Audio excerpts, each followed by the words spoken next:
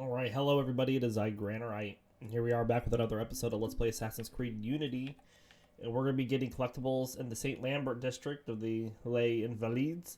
And it is our last area that we need to get collectibles in, and then we have one multiplayer mission left to do. And then we are back to the storyline, which is exciting. So let's hop to it. We're going to start off by going over here. Hope everybody did have a wonderful weekend.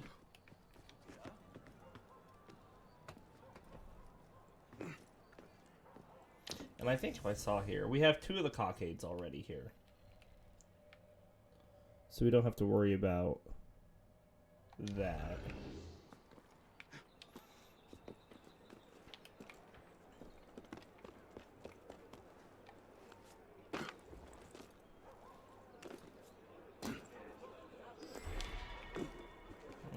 Right. Le Comte de Frou-Frou. I told you everything. Pourquoi tu seras là?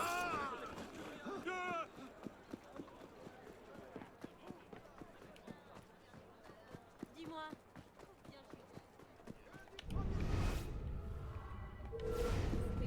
Hey! You want me to find a nice convenient lamppost to hit you up on?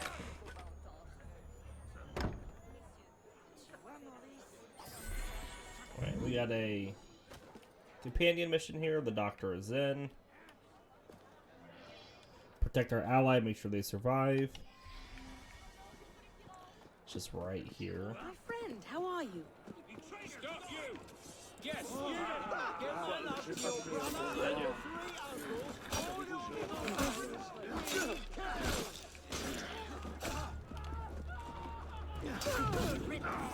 That should be it. Easy peasy.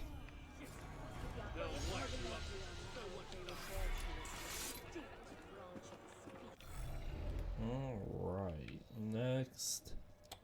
We might have already got this, but we're gonna check.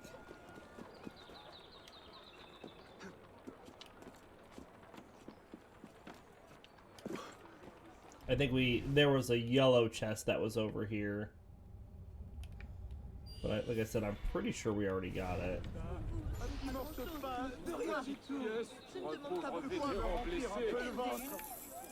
Si vous saviez ce que ça représente. Yeah, we do that one right there. Alright. And then we don't have any artifacts, so there should still be an artifact over here.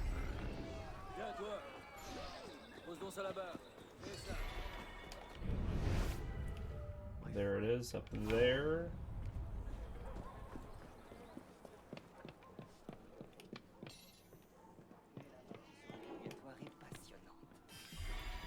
Easy peasy.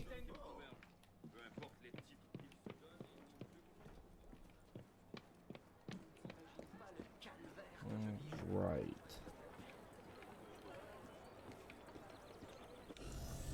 Next, we're gonna head. There's a chest, like, so we have this one here, but there should be another one, like, right about here-ish.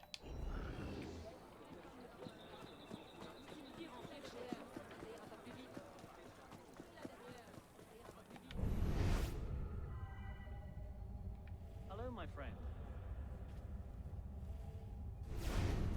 There it is. J'en ai bien conscience, crois-moi. Hey! Hey! We had 2 of them. No, this is my fair. Shit! Too big. Just slow him down.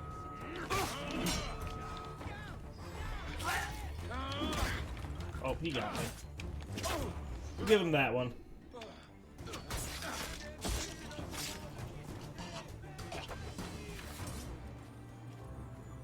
There's another guy just over here, though. Homer, get over here!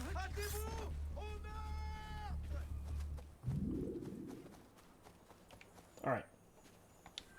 Loot the chest.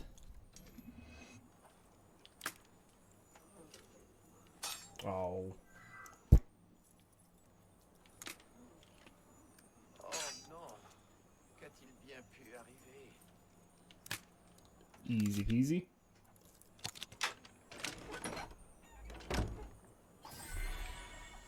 $10,000. Wow. Vision éprouvante. Oh, je suis sûr que tu n'as rien vu venir.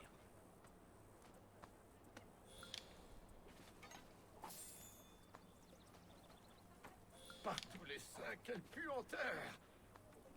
Seigneur, j'espère que je ne le connais pas. See, we just get our one medicine bag.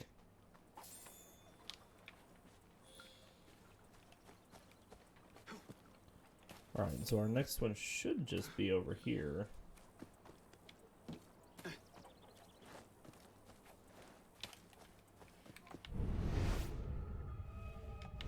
Oh, there it is. I think we already got this cockade that was here. I'm not seeing it on the map. Oh, it's like underneath of us. Yep, and we've already collected this collectible. Plenty of guys here for us to fight. Look at that. Wonderful. I'll have a word, I bloody head sitter! Stop! Very stop! I'll tuck you in the head with the other back. Right behind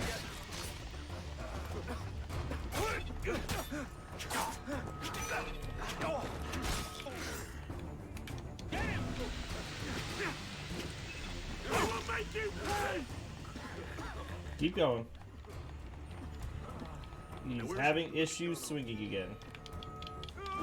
Okay, we've glitched, and he's not doing anything. Like, I'm doing nothing. Get out of here, go on! Can I fire?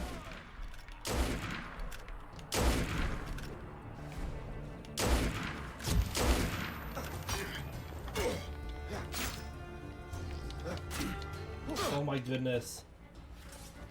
Stop him! He won't block, he won't swing, he won't dodge. He won't even quick fire. Firing yet? Need a breather.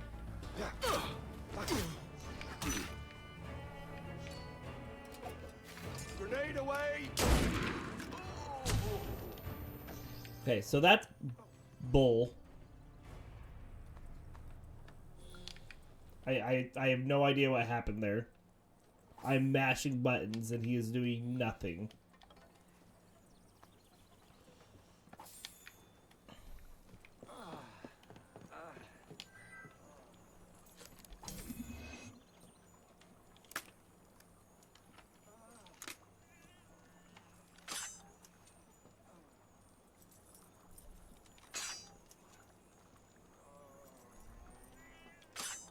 Come on. Sorry, I'm a little ticked that the game glitches like that.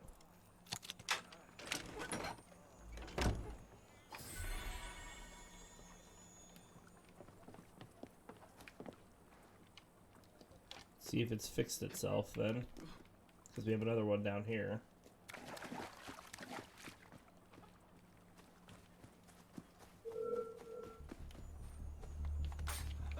I'll get you right in!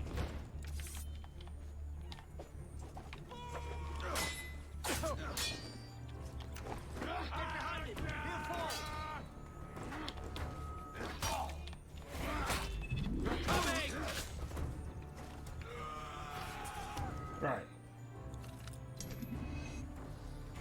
Not bad. Good stuff. A decent feint. Don't see much.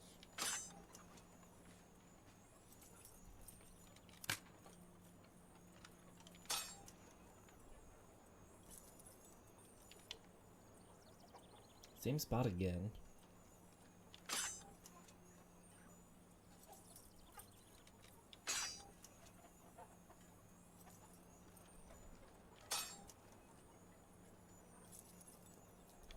There we go.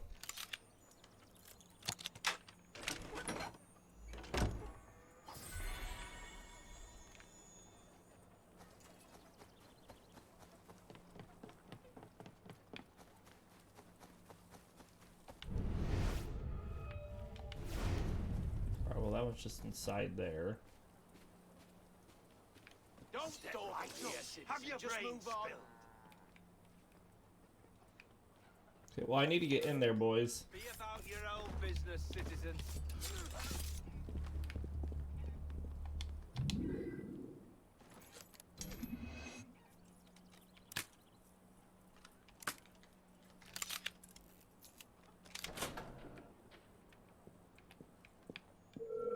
Bloody conservative! Hey, wait a moment! Oh, shit!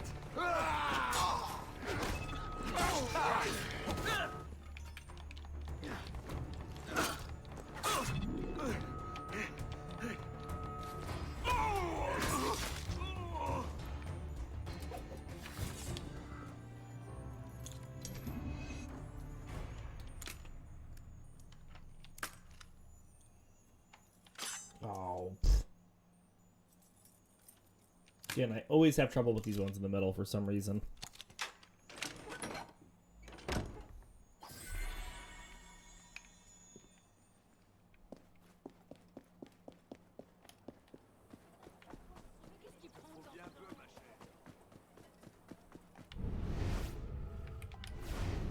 Alright, chest here.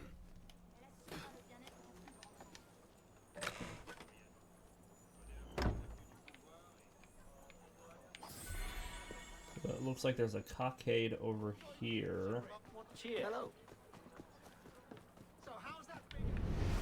See it up there?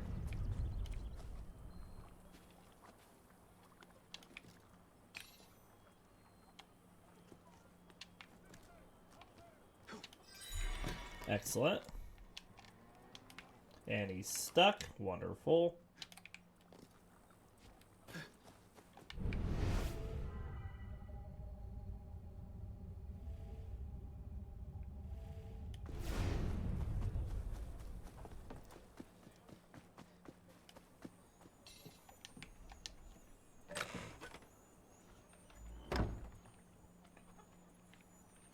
Oh, and I think I had some database entries that I haven't read.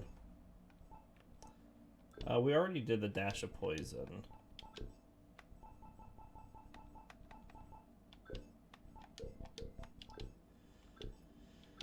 Alright, so we had Dumas from our last multiplayer mission. So not to be confused with his son, the famous French author. This Alexander Dumas, who was also went by the name Thomas Alexandre Dumas, was the son of a lesser French nobleman, Alexandre Antoine Davy, Marquis de la Peltière, and a black slave, Marie Cessette Dumas, in Saint-Domingue. The Marquis returned to Paris with his son in 1776, briefly selling young Thomas Alexander into slavery, possibly in order to get him to France legally. This is why you read these comments. I add the appalling historical details because I care. Dumas stood well over 6 feet tall and knew no fear. He joined the 1st Battalions of the Revolution in the rank of private, using his mother's name to avoid family shame at being of such a low rank. Men of noble lineage could enter directly into commissioned ranks, but it was difficult for someone of mixed race to do so. It's fun to try to guess why. Dumas went on to have a dazzling military career, attaining the rank of general. He served as second in command to Chevalier Saint George in the Black Legion, so named it was comprised of free men of color. He later led the army of the Alps as commander-in-chief. Unfortunately, later in his career, Dumas found himself at odds with Napoleon Bonaparte. He was captured in a prison in 1799. Bonaparte did nothing to secure his release, and Dumas returned to France ill and impoverished. He was denied a pension from the army and died in 1806 at the age of 44.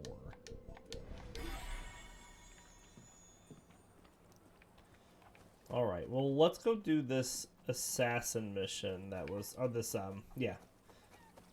this mission that was up here, because it's the last thing in this little area past the gate that we have to do.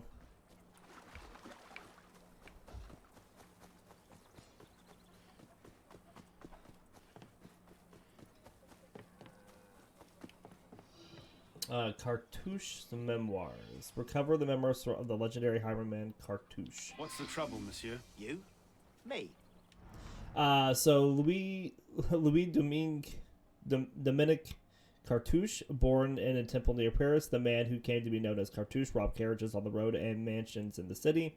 And yet, despite his brigandage, chicanery, and non-stop misdeeds, Cartouche became popular with the Parisian populace.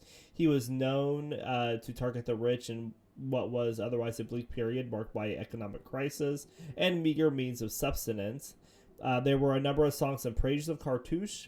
Betrayed by a henchman, he was locked away in the Grand Châtelet before being broken on the wheel on November 28th of 1721 at the place of Place de Grève in front of a large crowd eager to see a robber who had for so long defied the police and indirectly the monarchy. Missed out on a bit of his years with the Brotherhood. The craftier Cosner broken on the wheel. There's a story in that. In our own way, no? My name is Cartouche.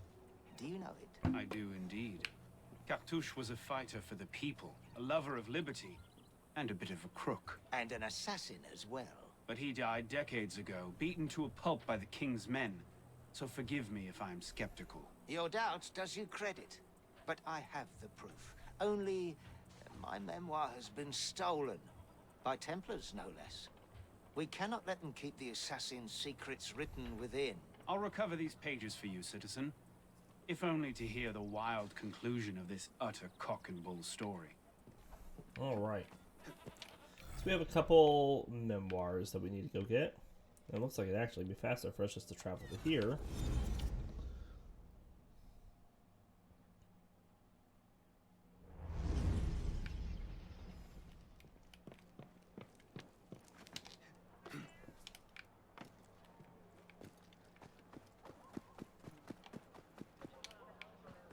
Well, it looked like there was a gap under that gate, like I could slide under it, but I guess it wasn't big enough. Moi? Qu'as-tu dans la tête, toi?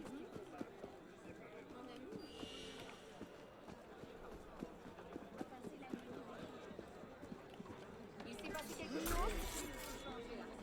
Menace? Parce que tu penses que tu m'intimides avec ton arme? Looks like there might have been a blue chest over here, but I might have already gotten it. I don't see it on the map anymore.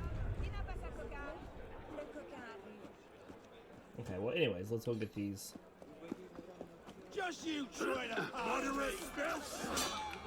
Die like a man! You coward! Only you suffer for that! Shift your arm! No! You're mine, you bastard! After it!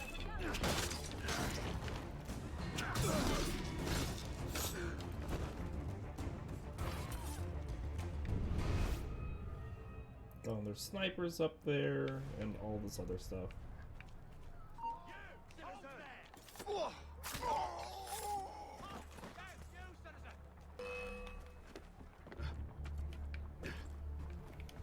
Gonna start shooting at me.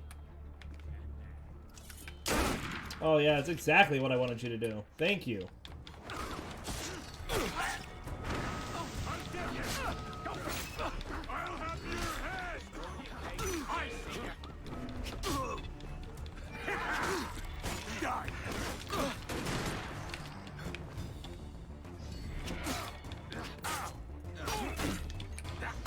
I'm more worried about the snipers just decking me here. See, like that.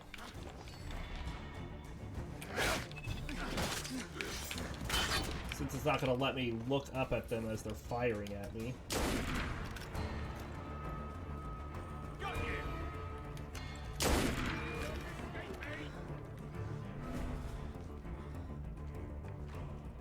Well now, didn't just up and vanish now, did you?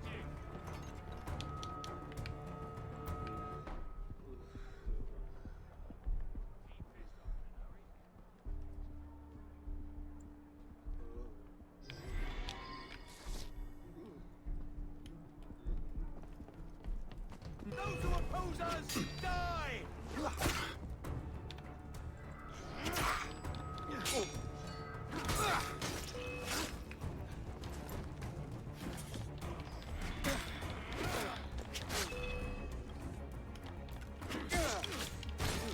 Yep, and he's gonna fire at me.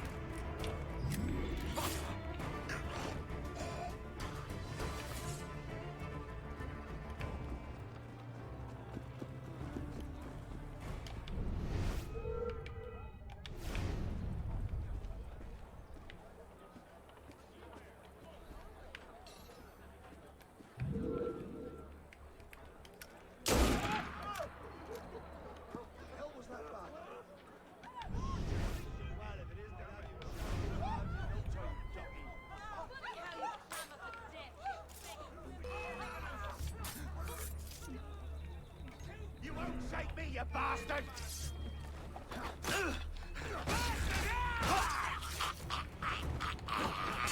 Get out of here. Who's shooting at me now? Try to ditch me, corpse!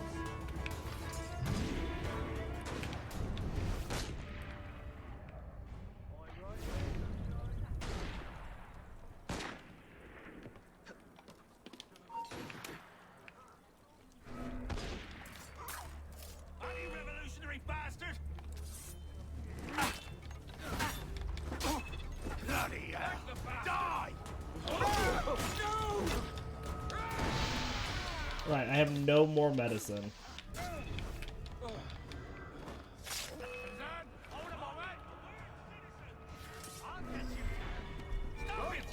Killer out there, son.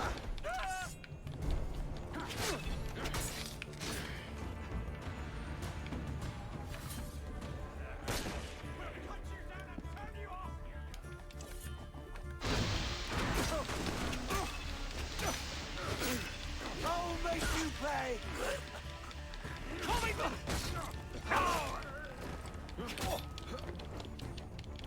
No, you have to jump. Holy butts. I'm gonna die. Stop the bastard! Gonna find ya!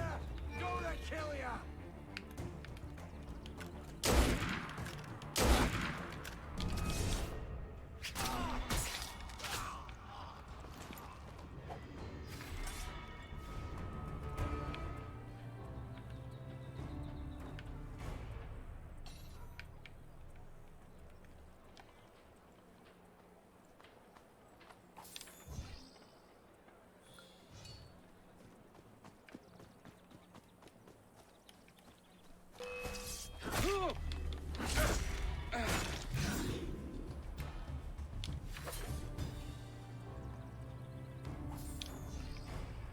Still no medicine.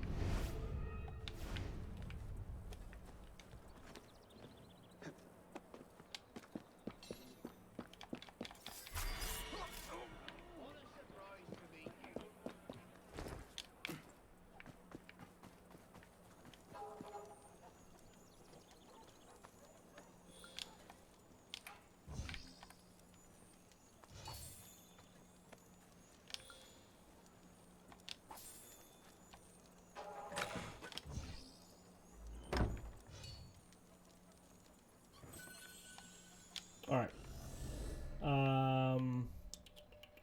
Because I want to be safe, we're gonna fast travel here. We're gonna refill our consumables. We're gonna heal ourselves.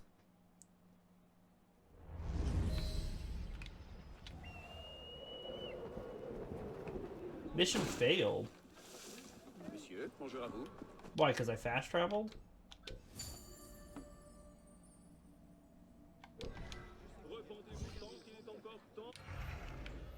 I didn't know you could fail these missions.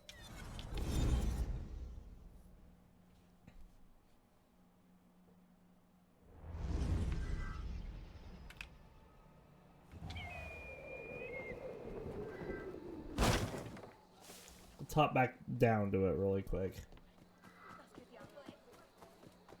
before I get these other collectibles.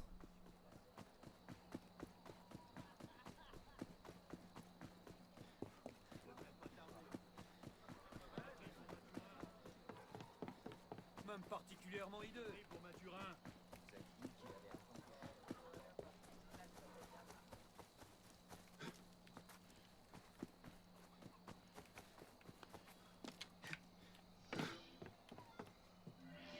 What's the trouble, monsieur? You? Me? Goodness. Okay, so I guess I can't fast travel out of the area.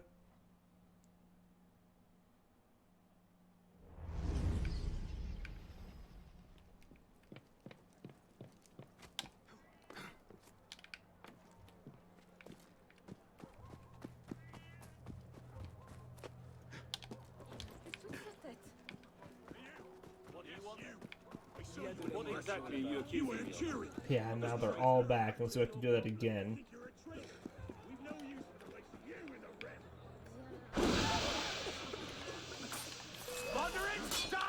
Did I hit that civilian with my smoke bomb? So slap.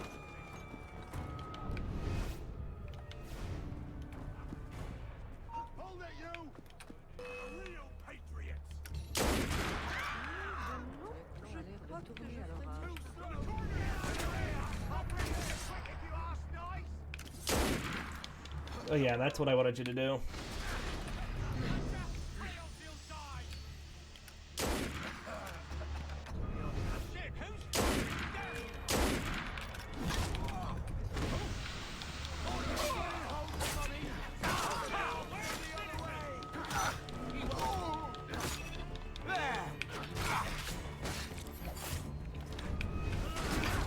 Ow.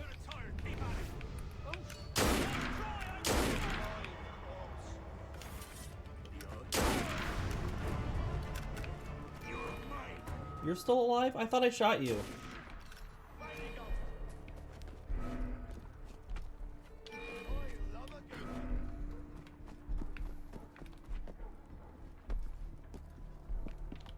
Where did he?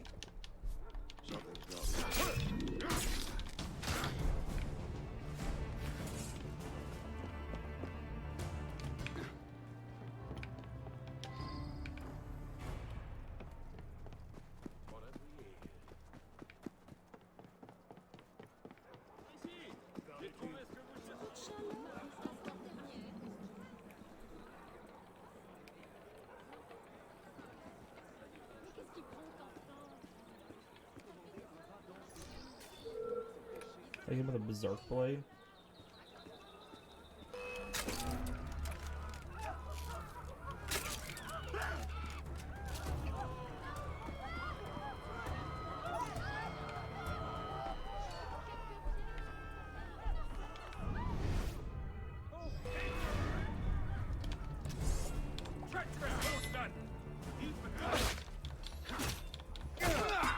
Don't overextend.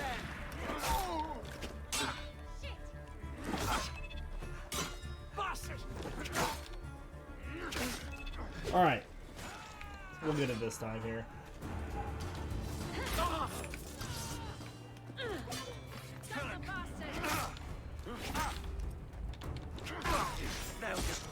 Right. Couldn't avoid that one. Sorry, mate. Afraid you picked the spot.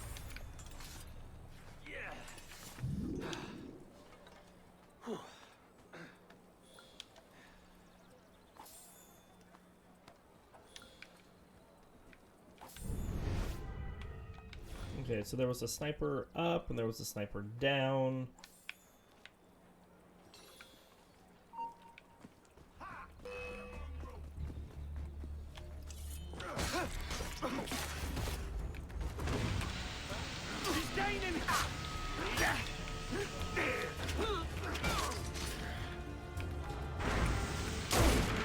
Yeah, that's not what I wanted you to do. Alright, let's just waste all our ammo. Seems good. Jack, who's killed you then?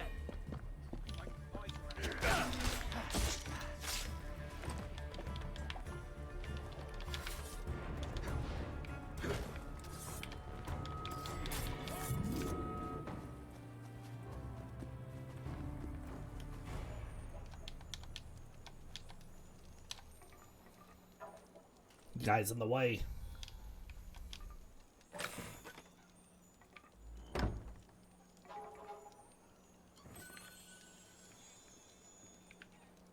Did I not retrieve it? I opened it.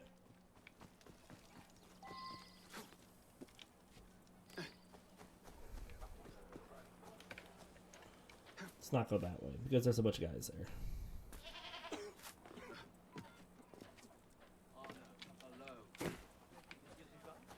Alright, so what are these memoirs that we just picked up?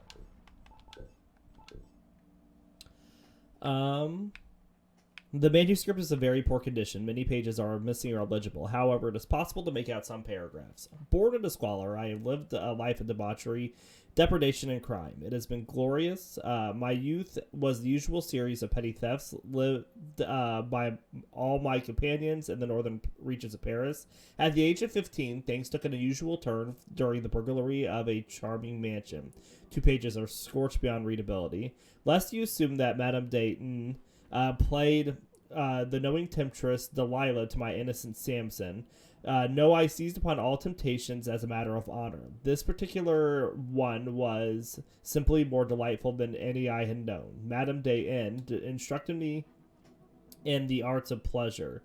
You are by no means handsome, she told me severely. Therefore, your weapon must be charm.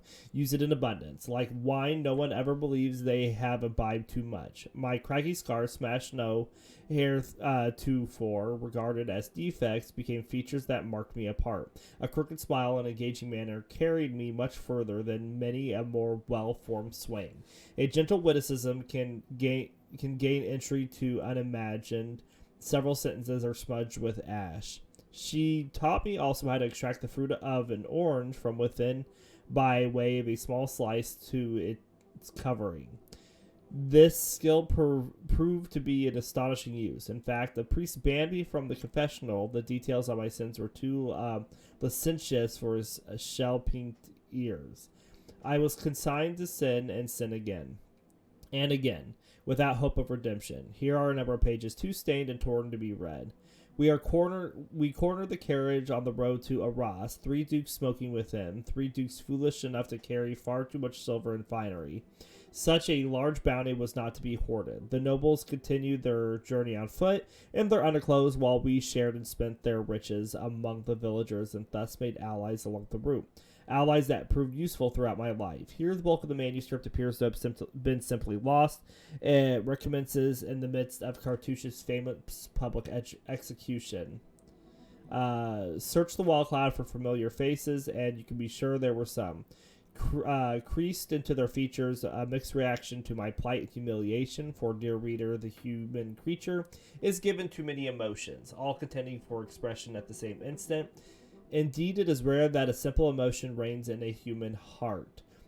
And there, in the faces of many whom I helped in times of need, many who have thieved and brigand at my side, I discern 2 humors vying for supremacy.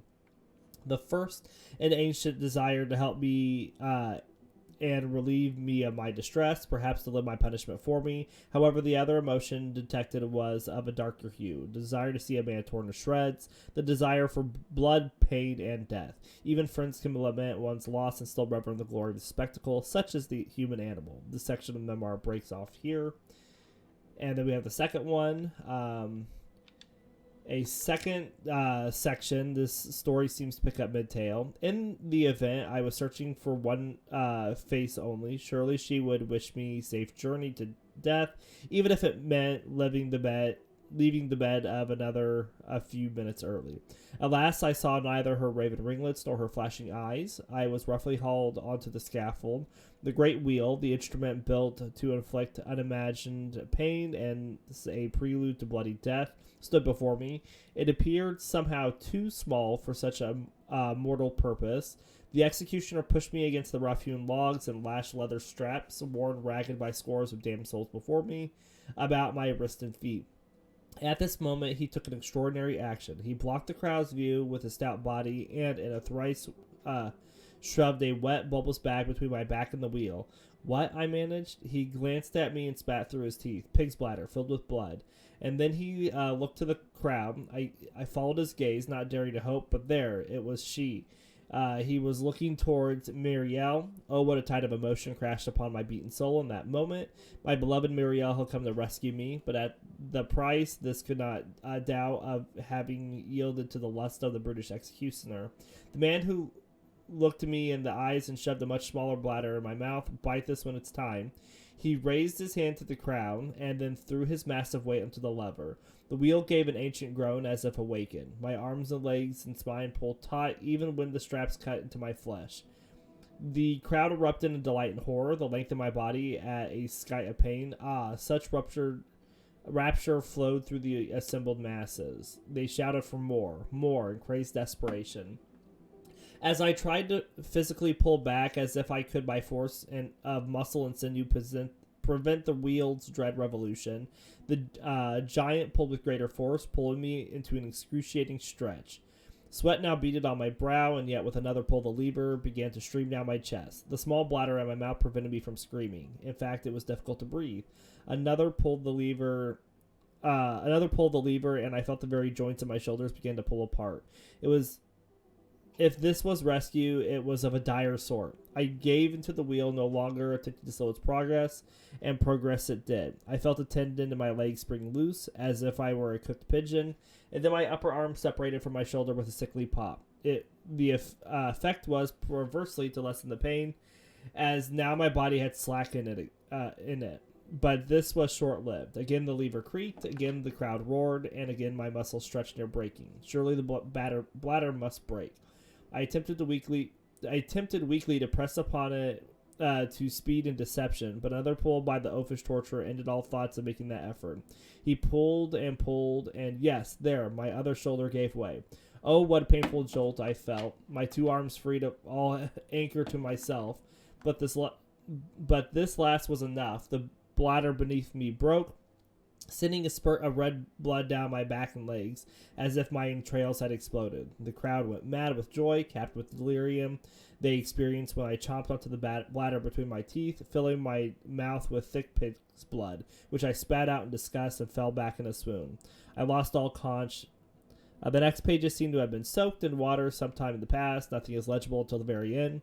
So it was my apprenticeship began, wherein I stole and sweated and committed crimes, but no longer myself and my recognition, but rather for an odd pack of scabrous folk, the assassins, of whom Marielle was the leader.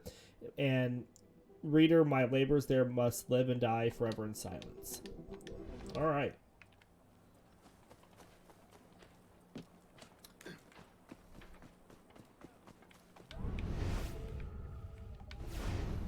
Alright, so we'll deliver this, and then we'll refill our consumables.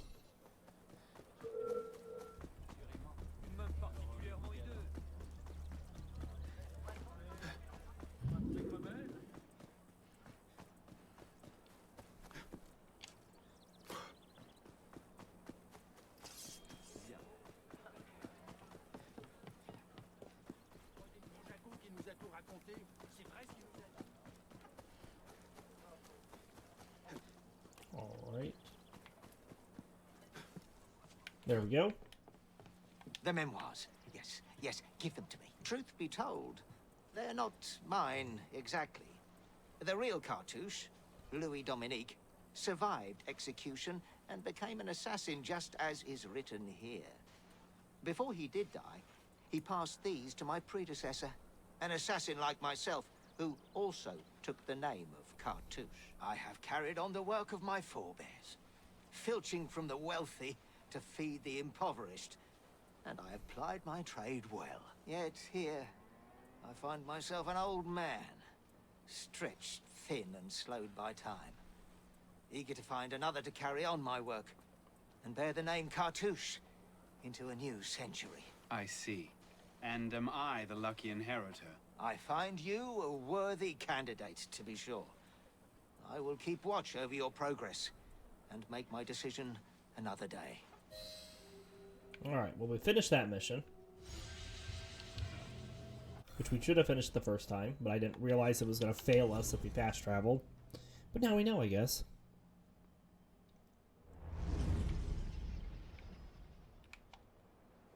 Alright, let's hop down this way. There's a cockade right over here.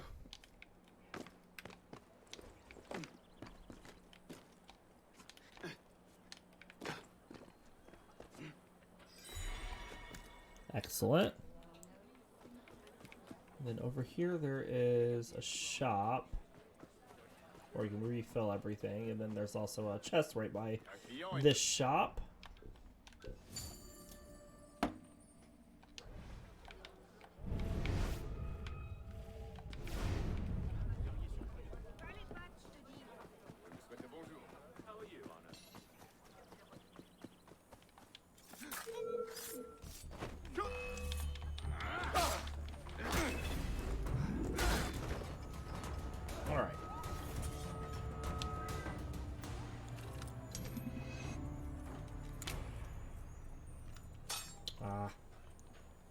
Again, always the ones in the middle that I have issues with.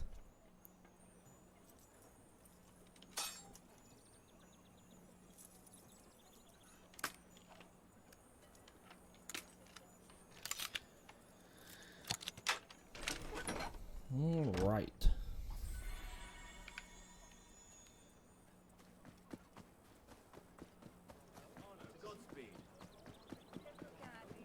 Bienvenue, monsieur. Just refill those couple lockpicks that I just broke.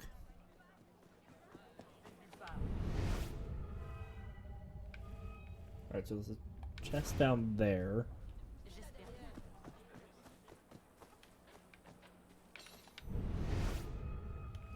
And there's one right here. You want me to come? Turn! Hold him, all right? Shit! I've got ya!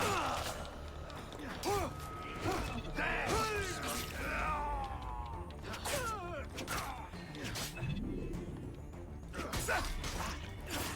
All right.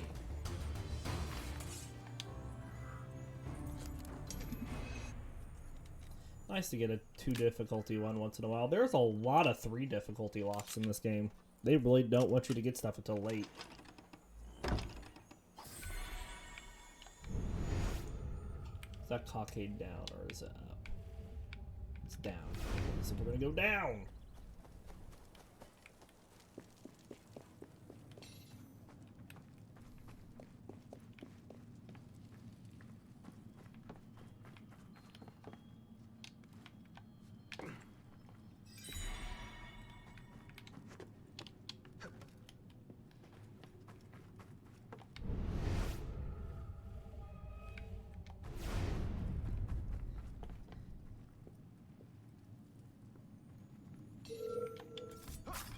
Anti-revolutionary!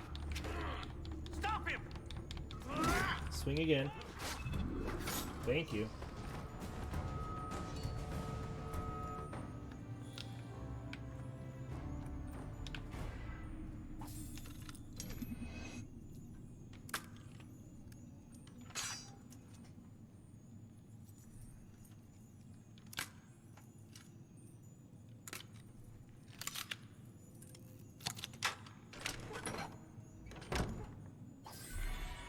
Takes care of that for us. 4 more chests. The only chests we have left then to get are the ones in the Louvre area, which are currently blocked from us.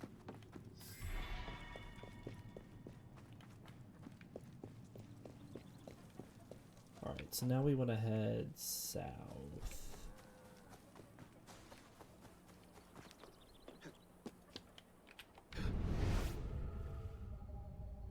If I get my hands on you, I rip your bloody eyes out, I will! I've gone too far. There it is.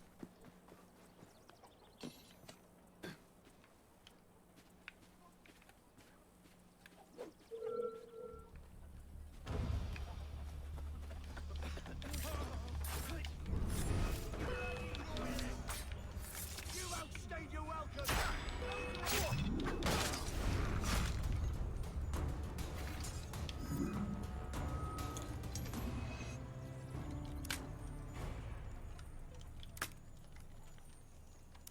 First try.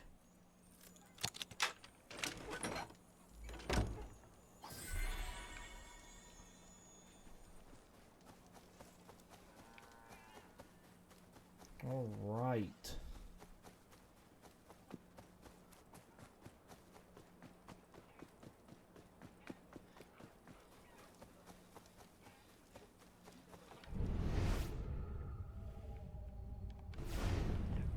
Artifact here. And then if we head out this way, there should be a chest.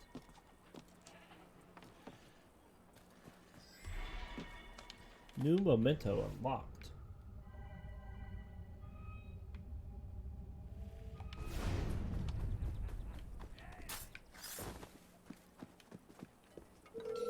Ah, the follies of you. Bloody conservative! Oh, that's your gun!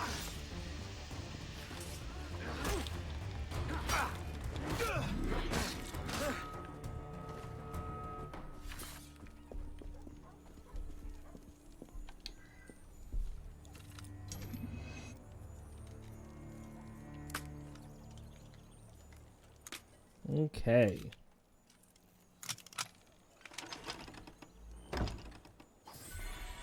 Two chests left.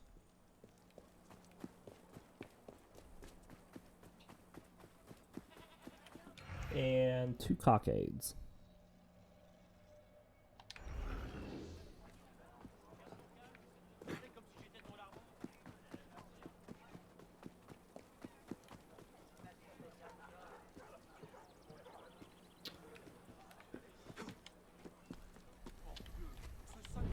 Alright, so there's a mission here, so there should be a chest right up here by this cockade as well.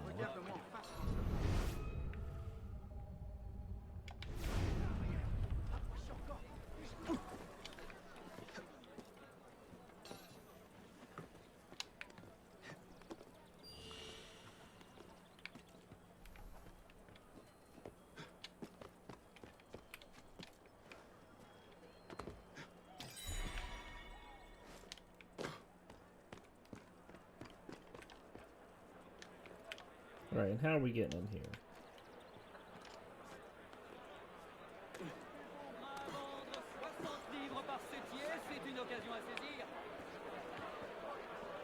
Don't see anything open there. Looks like we can go in here, but I don't think there's a way up.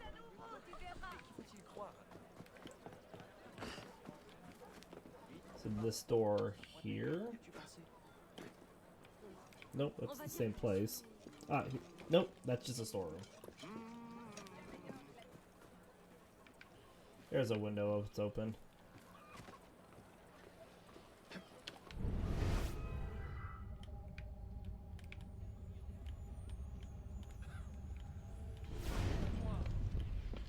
Bien conscience, crois-moi. Morbleu, ce sac à vin me fait perdre mon temps. Calme-toi, Vénon. This one's behind two locks. J'enrage. C'en est trop, j'en vais. If I can even get it open. Patience, l'ami. Si tu pars maintenant, tu ne seras point payé. Y as-tu pensé?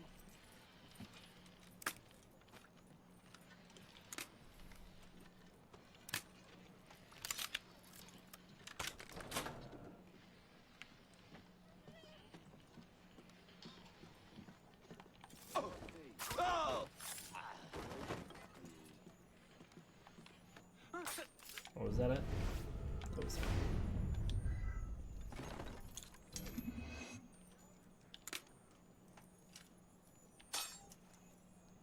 I was way off.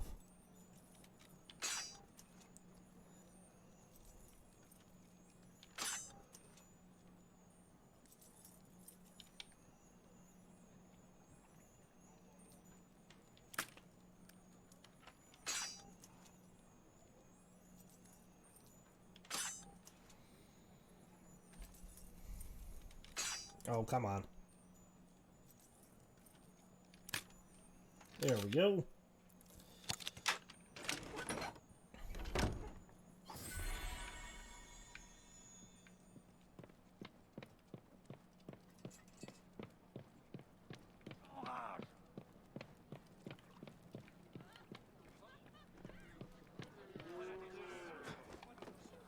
All right.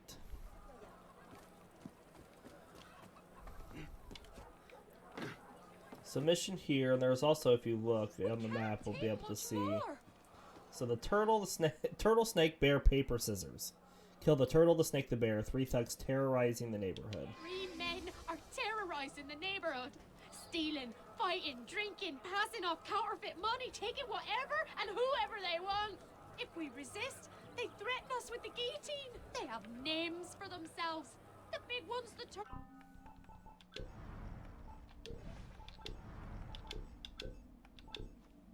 Sans-culottes. The term sans-culottes, literally those without culottes or breeches, initially referred to as common men who committed acts of violence in the name of the revolution. They were so named so because they belonged to lower classes who wore pantalons, trousers, rather than culottes, breeches. Have you been to France lately? Many of the men don't wear trousers even. Over time, the term would expand to include those who opposed the aristocracy and the counter-revolution.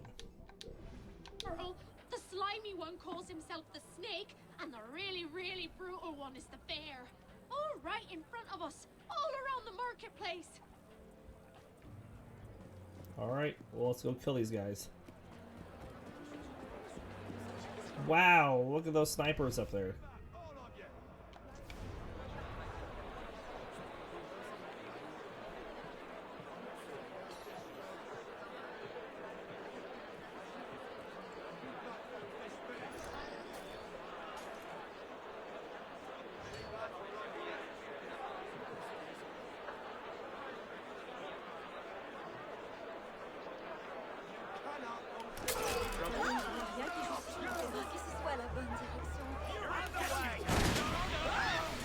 Think you can lose me? Ha!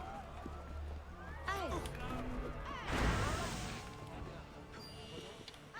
Hey! I've been robbed! Thief! Thief!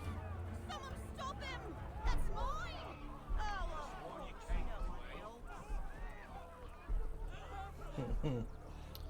Straight on. Shape or that faster.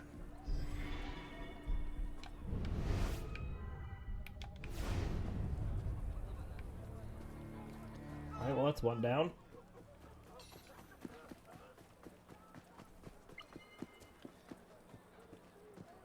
Another mission there. Before that time, but somehow you failed.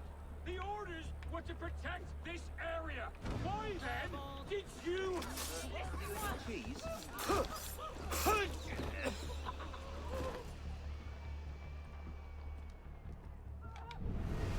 That lot won't complain again. That's for damn sure. Did you see the face on that fishmonger? I nearly shit my pants. Not as bad as he Jeez. shit his.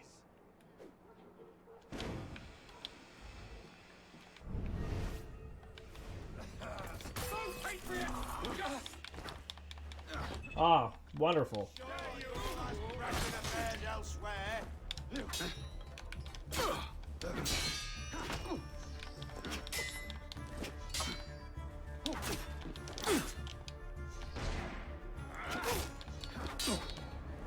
There's a lot of times in this game that the combat feels like it just doesn't make sense.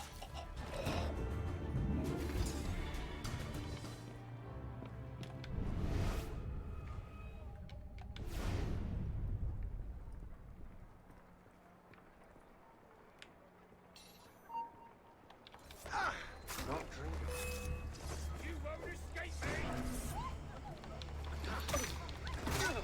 You will pay for that!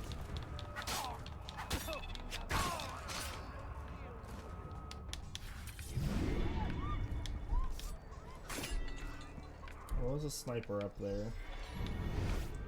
Where's this last guy I'm after?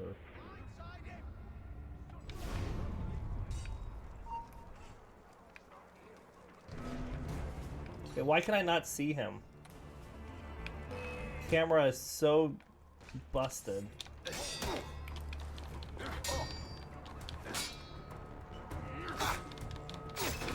Who's shooting at me?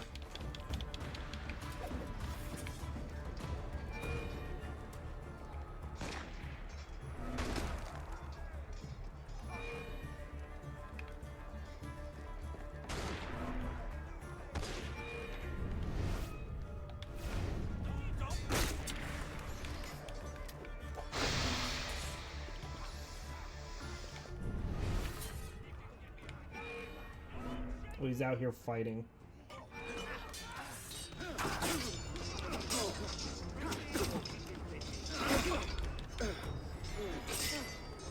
Here's one of the cockades I need to get too.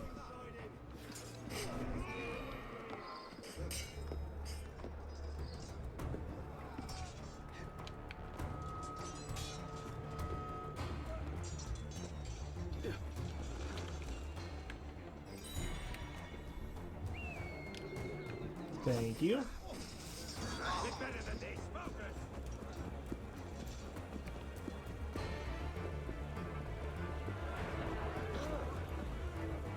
And how big is this escape area?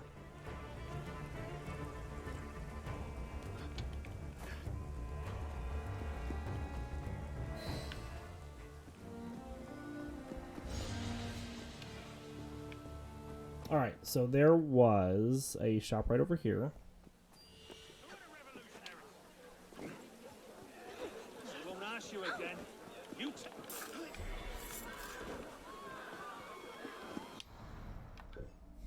We still have one more cockade to get.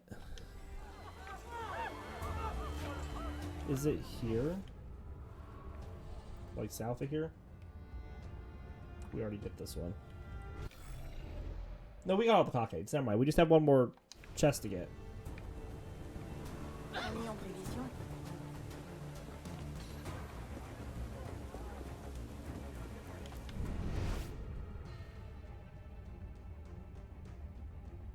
Oh, I went the wrong way. Well, there's a mission here. Let's go ahead and do this. Vicious Verses. Recover Andre Chenier's satirical verses. So Andre Chenier, a poet, was a student of the classics of ancient Greece.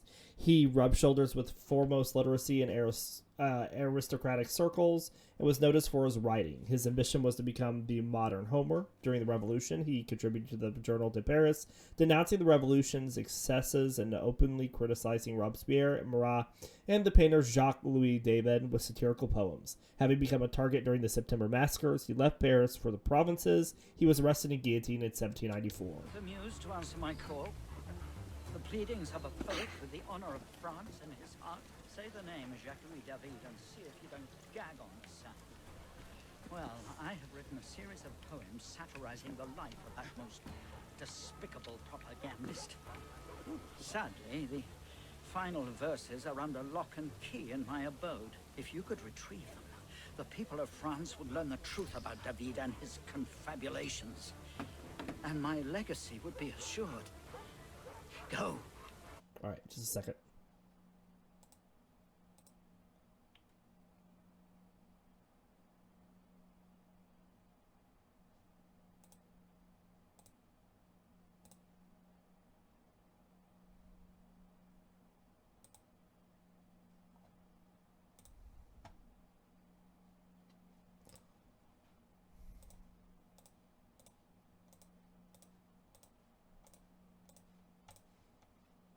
Okay, sorry about that.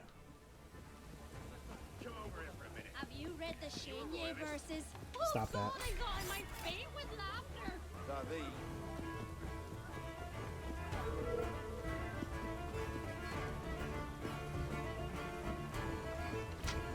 Looks like they're all there.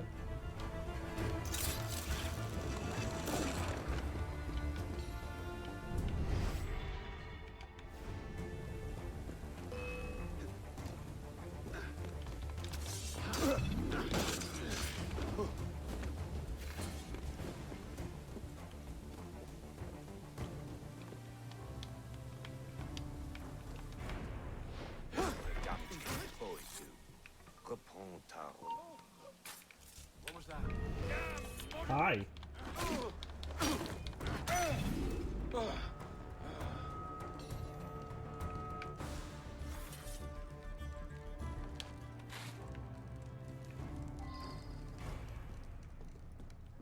They're all just below me.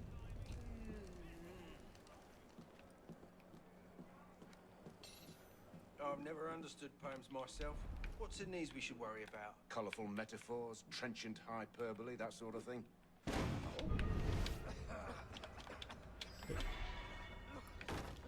Let's get out of the cover.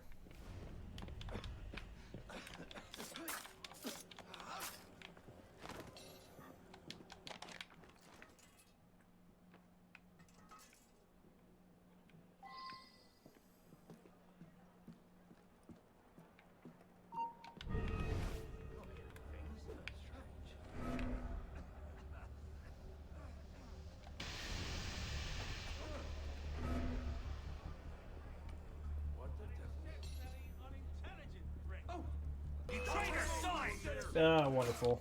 Everybody's gonna come in now. There I was, trying to be sneaky. Game said it couldn't happen.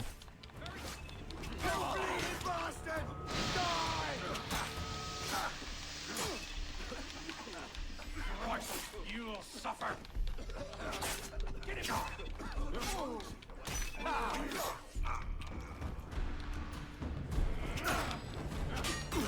Cut him off!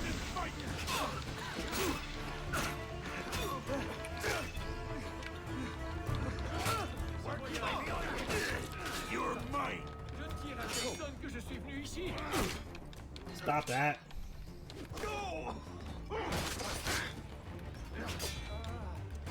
Throw a smoke bomb, thank you.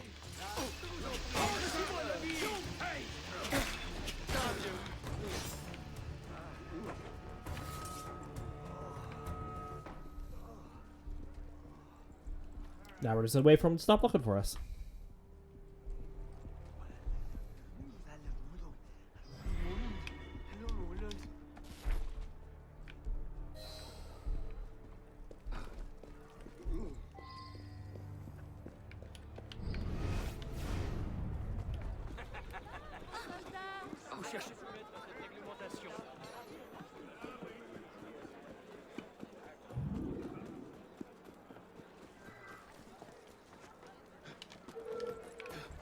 Hi. Are you cowering away from Have you read the Shanye verses? Oh God, I thought I might faint with that. Why can't I speak with you? Because there's conflict? No, there's not. My verse. Bravo, mon ami. Bravo. Now all of France may hear the conclusion of Le Jeu de Paume and see the true hues that color Jacques-Louis David. Oh, they'll lose their heads with laughter, I guarantee. Alright, well that's the last mission here that we can do, and I had...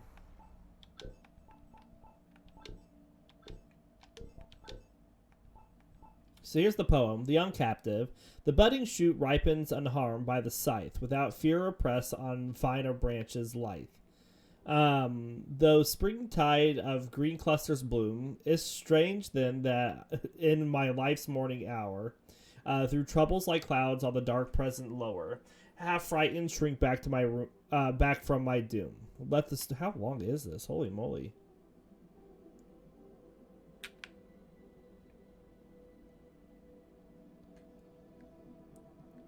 Let the stern-hearted stoic run boldly on death. I weep and I hope to the north wind's chill breath. I bend, then erect is my form.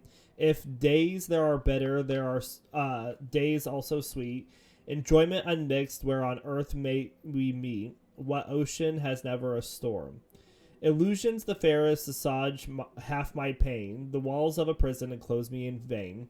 The strong winds of hope bear me far. So escapes from the net of the fowler the bird. So darts he through either while his music is heard, like showers of sweet sound from a star. Comes death unto me, I sleep tranquil and calm, and peace when I waken strands by her balm. Remorse is the offspring of crimes. My welcome each morning smiles forth in all eyes. My presence is here to sad brows a surprise, which kindles to pleasure at times. The end of my journey seems so far to my view. Of the elm trees which border the long avenue, the nearest are only passed by. At the banquet of life I barely sat down. My lips have but pressed the bright foaming crown of the wine in my cup bubbling high. I am only in spring the harvest I see. From season to season, like the sun I would be, intent on completing my round, shining bright in the garden, its honored queen. As yet but the beams of the morning I've seen. I've waited for eve still profound. O death, thou canst wait. Leave me to dream, and strike at the hearts where despair is supreme, and shame hails thy dart as a boon. For me, pales has arbors unknown to the throngs. The world has delights, and the muses have songs. I wish not to perish too soon. A prisoner myself, broken-hearted and crushed, from my heart to my lips all my sympathies rushed, and my lyre from its slumbers awoke. At these sorrows these wishes of a captive I heard, and to rhyme and to measure I buried each word. As softly and simply she spoke. Should the song of my prison hereafter inspire some student with leisure her name to inquire, this answer at least may be given, that grace marked her figure, her action, her speech, and such as lived near her, the blameless might teach, that life is best given of heaven. Translated by Toru Dutt. right. Well, we need to go get the money from the cafe. That's what I was going to say next, because otherwise it's going to be full and we're not going to make any more money. We have one chest, and then we have our murder mystery to do, and then we are done with that district.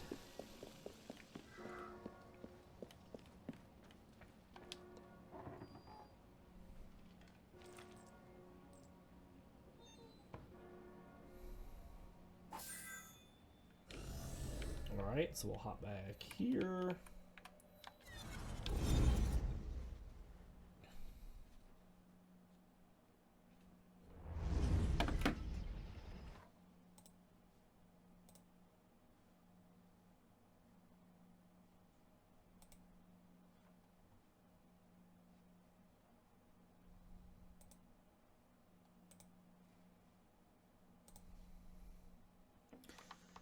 Da-dum-da-dum-da-dum.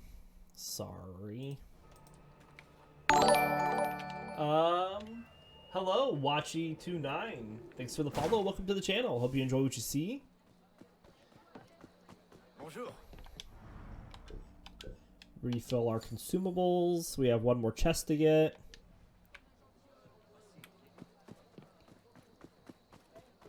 And it's up to the north, I do believe. I didn't even look at anything. I like pulled the map up and then I didn't look. So it should be this way. Ah, Arnaud. Are you on the right way even? Nah, I'm not. This way.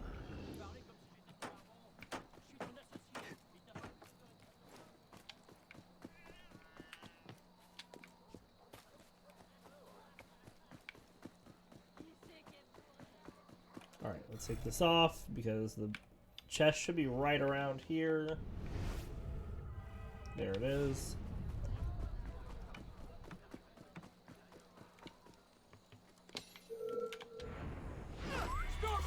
Hooray!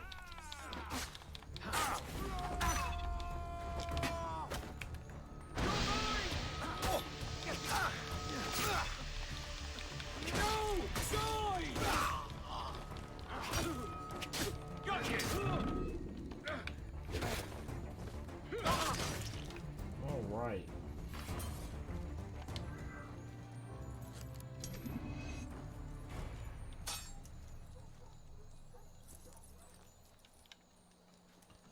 Just above, just below, just right.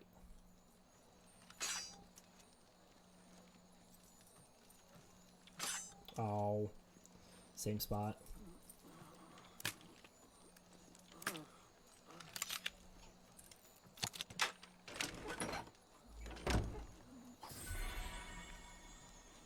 All right. And he is down. We need to go underground.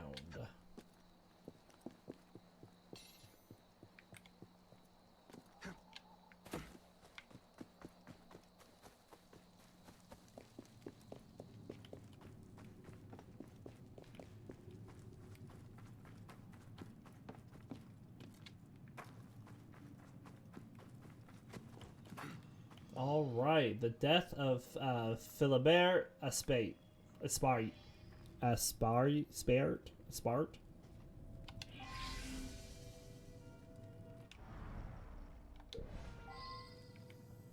Six clues here in the catacombs. So we have some loose beads, a few scattered beads in the dirt, look to be made of rosewood.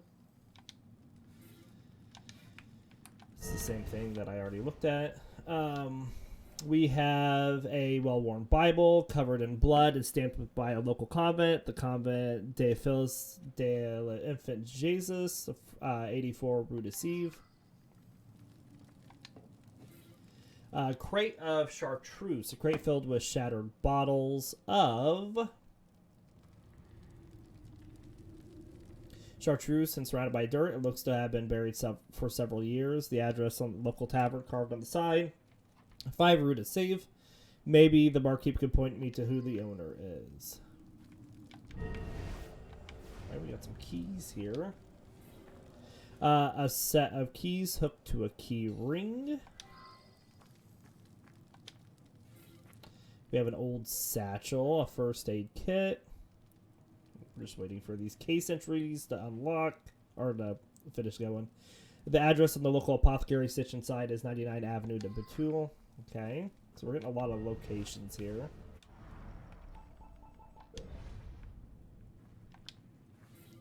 A heavily used shovel with a very dull blade. The shaft bears the maker's mark and is cracked down the middle. It's been reinforced with cloth. Someone has kept this shovel for a long time.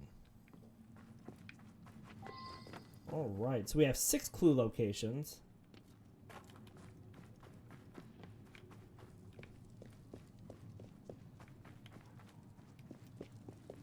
It looks like we have all but one on the map.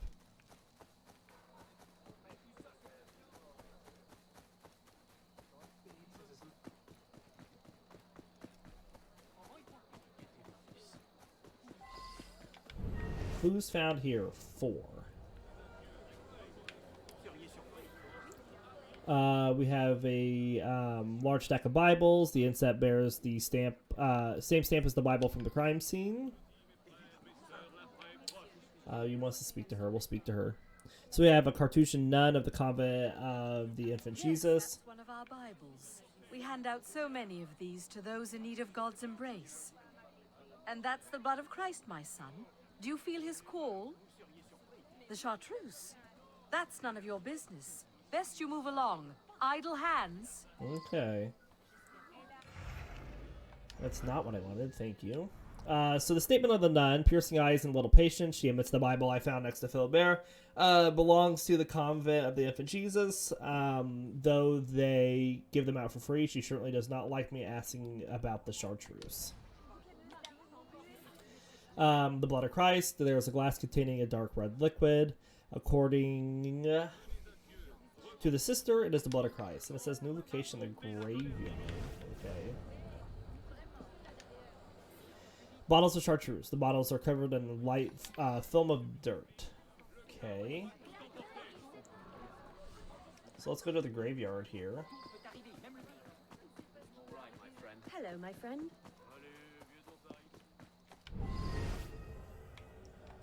So 5 clues in the graveyard. This graveyard's been too busy for my liking. I've got missing tools, and someone even broke into the catacombs. Found a pretty rosewood cross down there, though. Thought I'd give it to the convent. Okay, so the statement of the gravedigger seems a little off, claims he's missing some tools, and someone recently broke into the catacombs, found a rosewood cross that matches the beats found at Philibert. Strong chance the shovel is his. Brand new shovels, barely been used. A little odd considering the owner is a gravedigger. Small wooden cross. Looks to be made of the same rosewood as the beads at the crime scene.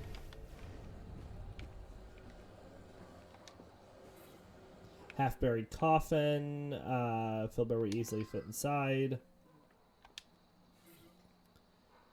Worn Bible. Another stamped Bible. Not surprised, he's a man of faith.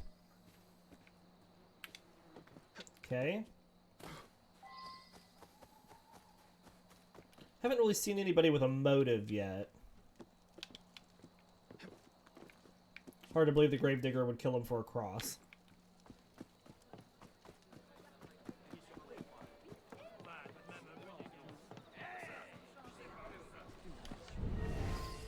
Just one clue here at the apothecary stand. I sent him to retrieve supplies from the merchant days ago, and he's not returned. You'd have to ask Philibert where the hell Philibert has gone. I'll write down the address, but first, I'll take my keys with me. Thank you very much. All right.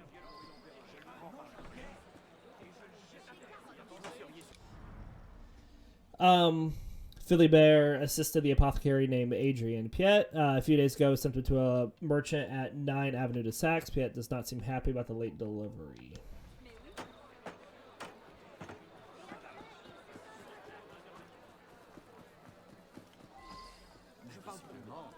Tavern. Customer at the tavern. Philibert was here, bought us a few rounds. Kept going on and on about his sister. I thought he was an orphan, but who knows? Says Philibert brought a few rounds for everyone in the bar last night. Claims he was going on about his sister, even though she thought he was an orphan. Sure. Philibert was here last night. I had to cut the bastard off. That dumb drunk owes me plenty of coin. Promised he'd pay with enough chateau to last me a year. I was dumb enough to believe him. Check with the regulars. They might know more. Okay. Statement of the barkeep. Philibert was a drunk and was cut off by the bartender last night. Is plenty in debt and with no shortage of enemies. Philibert promised to pay the bartender off with chartreuse to clear his tab on method of payment.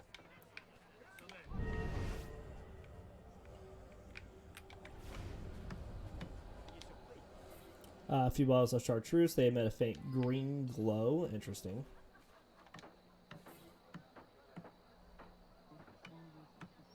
Various wines and spirits, well stocked. Can't say I talk to him. My music keeps me busy enough.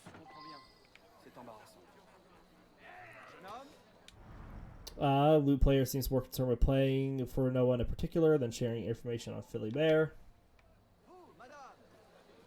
Philibert! I love that fool. Buy me a drink, and I might remember. Maybe.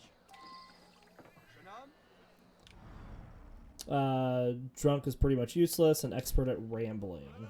Okay.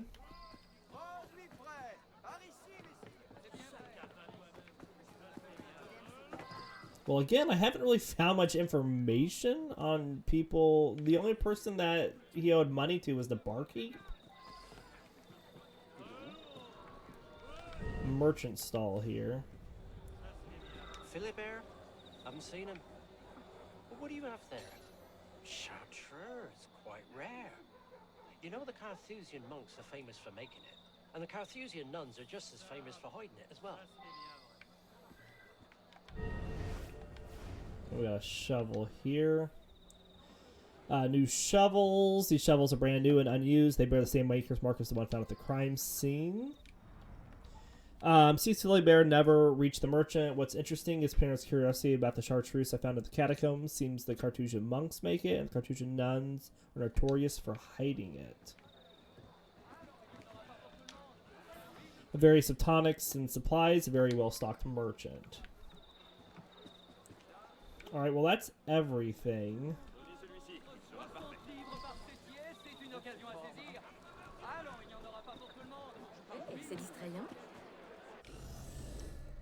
Interesting.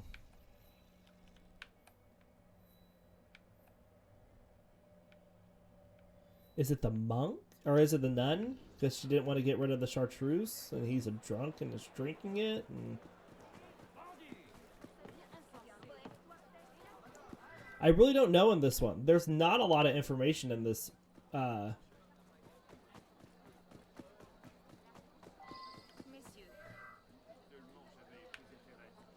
Yes, that's one of our Bibles. We hand out so many of these to the Lord bestowed this chartreuse to us for good reason.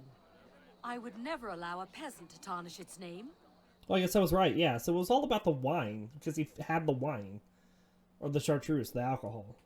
Must I be made to suffer for being guided by the hand of the Lord?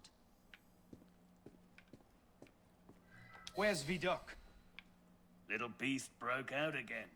Don't you worry. I'll catch up with him soon enough. He's not that bright. Expect to see him on the gallows one of these fine days.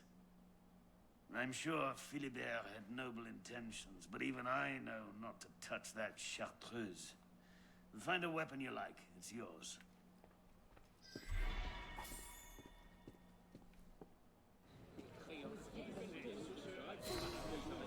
Got the Lambert.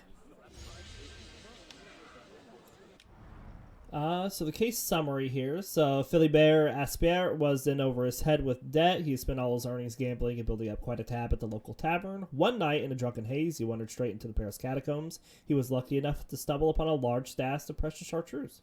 Chartreuse was made by the Carthusian monks and said to be hidden by the nuns of the convent of the Infant Jesus. Seeing an easy way to clear his debts, Philibert attempted to steal as much chartreuse as he could carry. He had not accounted for the fact that Sister Sorel, who was charged with hiding the cherished elixir, wouldn't take too kind to thievery. She kept a watchful eye on the catacombs. She also politely gave Philibert a warning that he ignored. When Philibert once again returned for more chartreuse, he was met with a shovel to the head. Sister Sorel ensured Philibert would remain in the catacombs for the rest of his day. And legend goes that in 1793, Philibert Aspère entered the Paris catacombs in an attempt to map them. He never came out. His body was supposedly found 11 years later, though his existence has never been officially confirmed. All that remains is a tomb in the Paris catacombs that says, in memory of Philibert Aspère, lost in this quarry on November 3rd, 1793, found 11 years later, and buried in the same place on April 30th, 1804.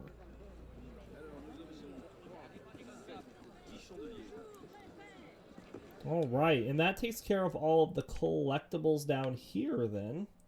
And that will finish out our episode for today. So on Wednesday, we will do the Women's March mission. And that'll be our last cooperative mission that we need to do, which means Friday we can go on with the storyline, which we haven't done in months. So anyways, we do hope you all enjoyed the episode today, and we'll see you next time.